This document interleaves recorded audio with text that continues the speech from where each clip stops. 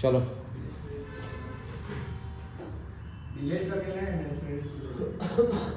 चलो यहाँ तक क्या है, हम लोग एसेक्सुअल रिप्रोडक्शन पढ़ रहे थे लोग, ठीक है। एसेक्सुअल रिप्रोडक्शन में एनिमल में इतने सारे तरह से एसेक्सुअल रिप्रोडक्शन होता है, और प्लांट में सिर्फ वेजिटेटिव प्रोपोगेशन, ये एक तरह का एसेक्सुअल रिप्रोडक्शन होता है, ठीक। तो एसेक्सुअल रिप्रोडक्शन क्या है, वैसा रिप्रोडक्शन जिसमें एक सिंगल पैरेंट का यूज होता है, कोई डबल पैरेंट का यूज यहाँ नहीं होता है। सिंगल पैरेंट से क्या होता है, ऑफस्प्रिंग बन जाता है, जो कि एकदम आइडेंटिकल होता है अपने पेरेंट्स से और एक दूसरे से ही। अब इसके पीछे रीजन क्या है, इसको एक एक करके जानेंगे। फिजन क्या है, कोई पूछे फिजन क्या है, तो फिजन एक तरह का एसेक्सुअल रिप्रोडक्शन है जिसके अंदर दो चीज आता है, एक बाइनरी फिजन और एक मल्टीपल फिजन। बाइनरी फिजन बोलता है एक ऐसा एसेक्सुअल रिप्रोडक्शन है जिसमें पेरेंट का बॉडी दो हिस्सों में बढ़ जाता है, पेरेंट्स का बॉडी दो हिस्सों में बढ़ जाता है और एक से दो इंडिविजुअल बन जाता है। अंडरस्टूड, वो कौन सा होता है, बाइनरी फिजन। अगर हमारा पेरेंट का बॉडी ऐसे डिवाइड हो रहा है ट्रांसवर्सली, तो उसको बोलता है ट्रांसवर्स सेक्शन हो रहा है। अगर और डिवीजन बाइनरी फिजन में कैसा होता है, अमीबा में क्या होता है, किसी फेस से हो सकता है, ऐसे भी हो सकता है, ऐसे भी हो सकता है, ऐसे भी हो सकता है, ठीक। और एक कैसा डिवीजन होता है, इक्वली डिवाइड होगा, तभी ना दो में कन्वर्ट होगा। और ये क्या हो गया, लॉन्गिट्यूडिनली। तो फिजन एक ऐसा एसेक्सुअल रिप्रोडक्शन है जिसके अंदर पहला आता है बाइनरी फिजन। बाइनरी फिजन बोलता है कि पेरेंट्स का बॉडी या तो ट्रांसवर्स सेक्शन में दो भाग में बटे, या तो लॉन्गिट्यूडिनल सेक्शन में दो भाग में बटे, या किसी भी फेस से दो भाग में बटे जाए, ठीक। और वो जो दो भाग में बटेगा वो दो नया इंडिविजुअल बन जाएगा पेरेंट्स की तरह, वो होता है बाइनरी फिजन। बाइनरी फिजन में एक एग्जांपल है जैसे कि अमीबा का, ये अमीबा का स्ट्रक्चर होता है, ऐसा ही होता है ना। अमीबा क्या है, यूनिसेलुलर सिंगल सेल ऑर्गेनिज्म, एक सेल का बना हुआ ऑर्गेनिज्म है। अमीबा के इस अमीबा के सेल में क्या हुआ, अमीबा का ये स्ट्रक्चर है, इसमें क्या हुआ, पहले इसके न्यूक्लियस क्या हुआ, इलोंगेट हुआ, न्यूक्लियस क्या हुआ, लंबा होना शुरू हुआ। न्यूक्लियस लंबा हुआ शुरू हुआ और धीरे धीरे बॉडी का शेप, बॉडी क्या हुआ, बॉडी भी इलोंगेट हुआ। फिर थर्ड स्टेज में क्या हुआ, न्यूक्लियस ऐसे डिवाइड कर गया और बॉडी का भी शेप चेंज हो गया। फिर नेक्स्ट स्टेज में वो और आपस में कॉन्स्ट्रिक्ट किया और उसके बाद फिर वो दोनों अलग अलग हो गया। तो एक सिंगल पेरेंट्स के बॉडी से दो डॉटर सेल बन रहा है, दो इंडिविजुअल बन रहा है, जो कि एग्जैक्ट कॉपी है अपने पेरेंट्स से भी और एक दूसरे के भी।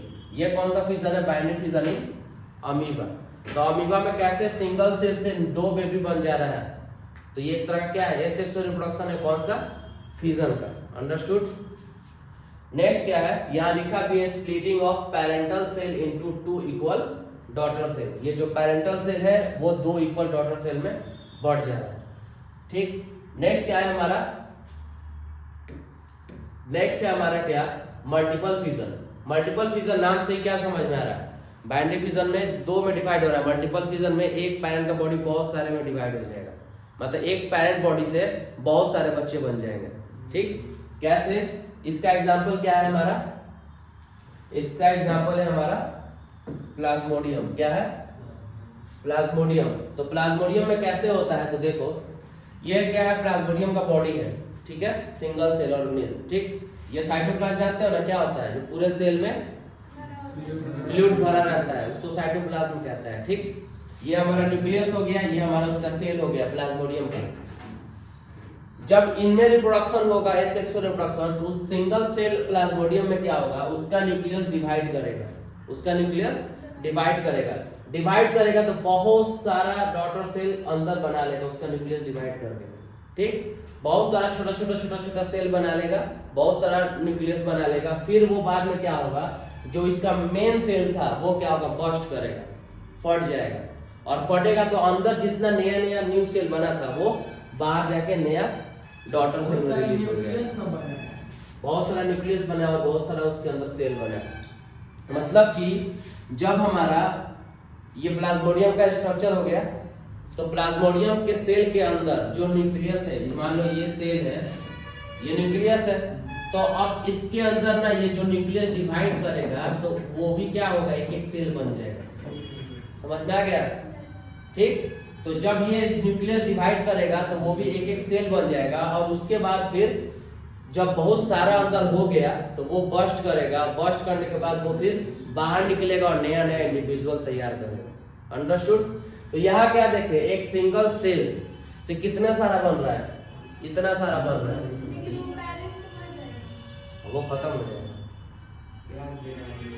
उससे फिर इतना बन गया ना, वो खत्म हो गया। तो यही तो है, लाइफ स्पैन उसका उतना ही है। तो क्या होता है, तो ह्यूमन बीइंग में नहीं होता है, डेथ होता है कि नहीं होता है। अब हो तो ये है कि क्या है, हमारा लाइफ स्पैन ज्यादा है, हमारे अंदर दूसरा स्ट्रक्चर बना है। अब ये तो दूसरा रिप्रोडक्शन है, नए सेक्सुअल रिप्रोडक्शन है, इसमें पेरेंट्स से ही ना बेबी बनता है, इसमें तो कोई अलग से कोई स्ट्रक्चर बना नहीं। तो ये कौन सा है, ये क्या है, मल्टीपल फ्यूजन। मतलब एक पेरेंट का सेल बहुत सारे ऑफस्प्रिंग में तैयार हो गए, बहुत सारे बेबी में रेडी हो गया, ये हो गया मल्टीपल फ्यूजन। तो फ्यूजन समझ में आ गया ना। फ्यूजन बोलता है एक ऐसा तरह का एसेक्सुअल रिप्रोडक्शन है जिसमें पेरेंट्स का बॉडी डिवाइड करके नया बॉडी बनता है। या तो दो में, एक पेरेंट का बॉडी दो में डिवाइड करके बन जाए तो उसको बोलता है बाइनरी फ्यूजन, या एक पेरेंट का बॉडी बहुत सारे सेल में कन्वर्ट होके फिर डिवाइड हो, फिर बाहर से बस्ट करके निकल जाए, उसको बोलता है मल्टीपल फ्यूजन। अब देखो यहाँ कॉन्ट्राडिक्शन एक ये है अमीबा में, किसमें, अमीबा में। अगर फेवरेबल कंडीशन होगा, फेवरेबल कंडीशन मींस व्हाट, कि अमीबा जहाँ है उसके चारों तरफ का इन्वायरमेंट उसके बॉडी के हिसाब से है, अगर ऐसा कंडीशन होगा तो अमीबा में बाइनरी फ्यूजन होगा, अमीबा में बाइनरी फ्यूजन होगा, मतलब एक सेल दो में डिवाइड करके दो बेबी बना दिए, ठीक। अगर अनफेवरेबल कंडीशन हो गया, मतलब अमीबा के चारों तरफ का इन्वायरमेंट अगर उसके अकॉर्डिंग नहीं है, तो वो क्या करेगा, बाइनरी फ्यूजन से रिप्रोडक्शन नहीं करेगा, बाइनरी फ्यूजन से रिप्रोडक्शन नहीं करेगा। तो वो फिर क्या करेगा, तो देखो अनफेवरेबल कंडीशन में अमीबा के अंदर का क्या होगा, अमीबा क्या करता है, अमीबा के पास क्या होता है, स्यूडोपोडिया होता है उसके बॉडी के बाहर, जो कि बढ़ा के इनगल्फ कर लेता है, ये बाकी का स्ट्रक्चर बनाता है। तो सबसे पहले अनफेवरेबल कंडीशन में अमीबा का ये जो स्यूडोपोडिया वो विड्रॉ हो जाएगा, हट जाएगा, और वो पूरा सर्कुलर शेप में आ जाएगा उसका सेल, ठीक। उसके बाद क्या होगा, उस सेल के चारों तरफ प्रोटेक्टिव लेयर चढ़ेगा 3 कोटिंग का। क्यों, क्योंकि बाहर का कंडीशन क्या है, अनफेवरेबल है। तो बाहर क्या होगा, उसको बोलता है इंसिस्टमेंट, क्या बोलता है उस प्रोसेस को, इंसिस्टमेंट से अनफेवरेबल कंडीशन में अमीबा के ऊपर प्रोटेक्टिव लेयर चढ़ गया, उसको बोलता है इंसिस्टमेंट, और वो उसको सिस्ट बोलता है उस लेयर को। तो वो लेयर चढ़ गया 3 लेयर, यहाँ पे 3 लेयर दिख रहा है आपको। अब इन 3 लेयर में क्या हुआ है, अब जो 3 लेयर जब चढ़ गया तो बाहर के अब कंडीशन से कोई उतना फर्क अंदर नहीं पड़ रहा है। जब हम लोग जैकेट वगैरह पहन ले रहे हो तो क्या है, बाहर का ठंडी उतना नहीं लगता है हम लोग को, क्योंकि बाहर के हिसाब से अपने बॉडी के ऊपर कोटिंग कर लिए। सेम यहाँ होता है, जब अनफेवरेबल कंडीशन हुआ अमीबा के साथ तो उसके ऊपर प्रोटेक्टिव लेयर चढ़ा, जिसको इंसिस्टमेंट बोलता है, सिस्ट बोलता है। अब उसके अंदर सेम मल्टीपल फ्यूजन होगा, क्या होगा उसके अंदर, मल्टीपल फ्यूजन होगा। जो उसका न्यूक्लियस है अब वो डिवाइड करेगा, डिवाइड करेगा तो फिर जितना बार न्यूक्लियस डिवाइड करेगा उतना नया सेल अंदर बनेगा, उतना नया डॉटर सेल अंदर बनेगा। और बाद में फिर क्या होगा, जब कंडीशन थोड़ा फेवरेबल हुआ